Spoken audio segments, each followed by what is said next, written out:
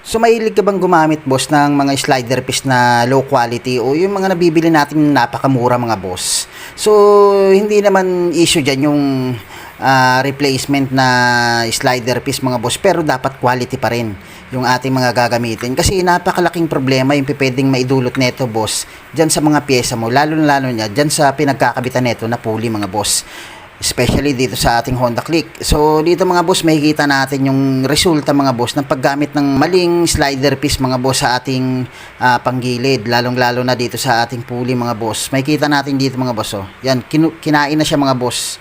Yung pinakapin dito, kinain na nung ating slider piece mga boss. Kasi pag once na napabayaan natin, halimbawa, nagkaroon na ng clearance yan boss, pwedeng umalog siya dyan habang umaangat yan, umaalog yan, at kinikiskis niya to mga boss dahil matigas masyado yung ating napiling slider piece mga boss, na halos mas matigas pa yata sa bakal mga boss, dahil tingnan nyo naman yung resulta, kinain na ng ating slider piece yan boss, dahil dun sa maling pagpili natin ng slider piece na ating gagamitin.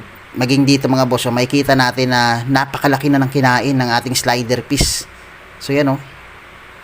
Syempre mga boss, para maiwasan natin yan, pwede tayong gumamit ng mga replacement mga boss, pero yung quality pa rin. So ito yung ating recommended mga boss, napaka-solid mga boss. Tingnan nyo naman, gawa ni Toyota yan mga boss. Toyota Tusho C-Works mga boss, napaka-solid nito, napakamura lang mga boss. So style stock lang siya mga boss, napaka-quality ng ginamit na plastic dyan mga boss, parang stock lang talaga siya. So ngayon buksan natin mga boss, papakita ko sa inyo yung pinaka slider piece natin mga boss. So pag tinabing C-Works yan mga boss, gawa na yan ay Toyota. Siyempre pag Toyota yan mga boss, original Japan yan, napaka-quality yan mga boss. So ito yung ating slider piece mga boss. May kita nyo naman mga boss yung quality talaga na pagkakagawa dyan sa plastic mga boss. Shiny yung pagka-plastic nya, napaka-solid yan mga boss, napakatibay. Hindi katulad nung tibay na maibibigay ng mga low quality na slider piece mga boss na sobrang tibay nga dahil talagang kakainin na yung ating mga bakal mga boss o yung ating mismong pulley. So makikita natin dito mga boss, kahit sa loob mga boss, meron makikita na C-Works dyan sa loob mga boss.